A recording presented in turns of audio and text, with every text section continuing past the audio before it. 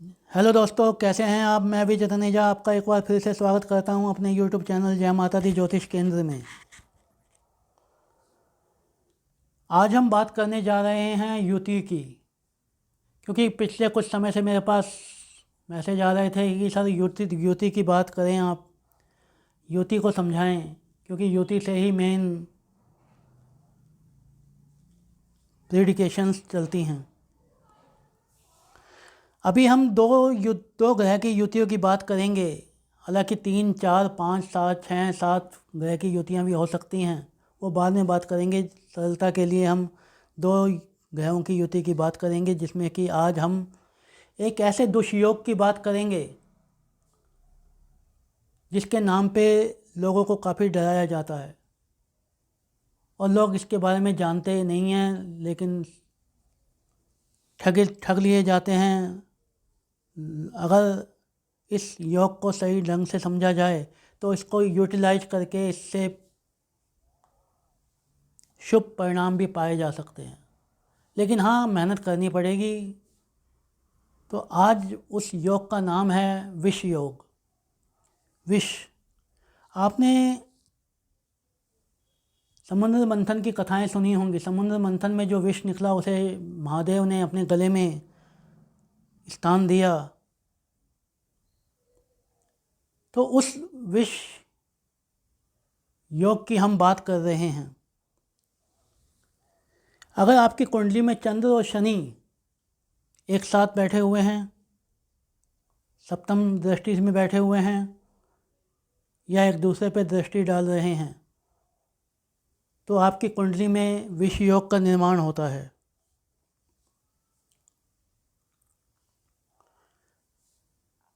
दोनों को योग के परिणामों को समझने से पहले दोनों को अच्छी तरह समझ लें। चंद्रमा मन का कारक है, चंद्रमा माता का कारक है, चंद्रमा भावना का कारक है, चंद्रमा केयर टेकिंग का कारक है, चंद्रमा औषधि का कारक है, चंद्रमा भोजन का कारक है। जबकि शनि जो है हमारे कर्तव्य को, हमारी निष्ठा को, हमारे चाल चलन को, हमारे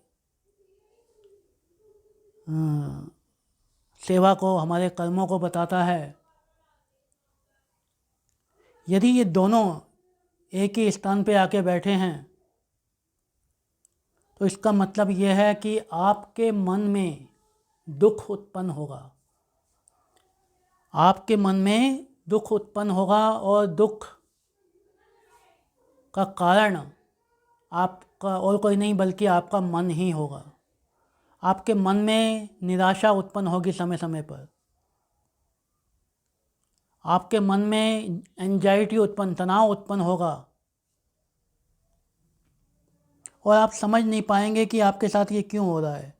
आप किसी कार्य को करने जा रहे हैं, सामने वाले से कुछ ऐसा कह देंगे जिससे कि वो आपका कार्य करना बंद कर देगा। आपको समझ नहीं आएगा कि ऐसा क्यों हुआ। आप किसी की कद्र करते हैं, किसी की सेवा करते हैं, किसी का ध्यान रखते हैं, वही व्यक्ति आपसे आके कह देगा एक दिन तूने मेरे लिए किया क्या है। आप यदि चंद्रमा और भी किसी ग्रह से प्रभावित है या पीड़ित है तो आपको धोखा मिलना तय है। प्रेम संबंधों में धोखा मिलना तय है, रिश्तों में धोखा मिलना तय है। ये क्यों हो रहा है? ये विष योग के कारण हो रहा है।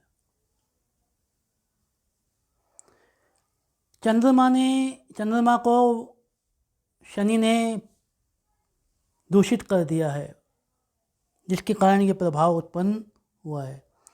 तो हमें जिस भाव में ये युति बन रही है उस भाव को ठीक करना है। हमें चंद्रमा पीड़ित हो रहा है, चंद्रमा को ठीक करना है, शनि को ठीक करना है ताकि वो प्रसन्न हो और प्रभाव देना कम कर दे या बंद कर दे, नेगेटिव इफ़ेक्ट को पॉजिटिव इफ़ेक्ट में कन्वर्ट कर दे। ये भी हो सकता है। तो इसके लिए बहुत ज़रूरी है कि आप शिव आराधना करें, क्योंकि चंद्रमा शिव के शिखर पर विराजित है। कच्चा दूध, आधा गिलास कच्चा दूध चढ़ाएं, आधा गिलास पानी चढ़ाएं, थोड़े काले तिल चढ़ाएं और ओम नमः शिवाय या नमः शिवाय का जाप 3 माला रोज करें। आप देखेंगे कि कुछ ही दिन में आप पर ये प्रभाव ख़त्म होने लग गया है या कम होने लग गया है। आप खीर बनाकर भगवान भोलेनाथ के प्रसाद बांट सकते हैं। आप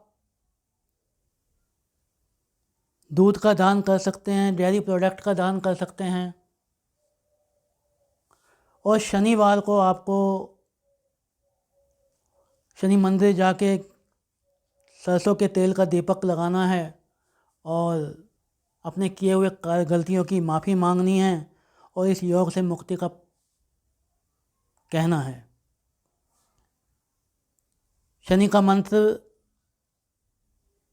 भी कर सकते हैं आप, ओम शम शनिश्चराय नमः, या शनि चालीसा का पाठ भी कर सकते हैं। अब आपकी कुंडली में वो कहाँ बैठा हुआ है और क्या परिणाम दे रहा है, इसकी जानकारी तभी अपन अच्छी तरह लगा सकते हैं जब आपकी कुंडली उपलब्ध हो। तो यदि आपकी कुंडली में कहीं भी चंद्र शनि की युति है, विष योग बना हुआ है और इनकी दशाएं, चंद्रमा की दशा या शनि की दशाएं चल रही हैं और आपको ये पीड़ित कर रहा है, तो एक बार अपनी कुंडली का विश्लेषण हमसे करवाएं और आपकी कुंडली के हिसाब से क्या उपाय बेस्ट हो सकते हैं वो जानें। क्योंकि अन्यथा आप निराशा, एंजाइटी, तनाव में अपनी महत्वपूर्ण समय को बर्बाद कर देंगे। जय माता दी।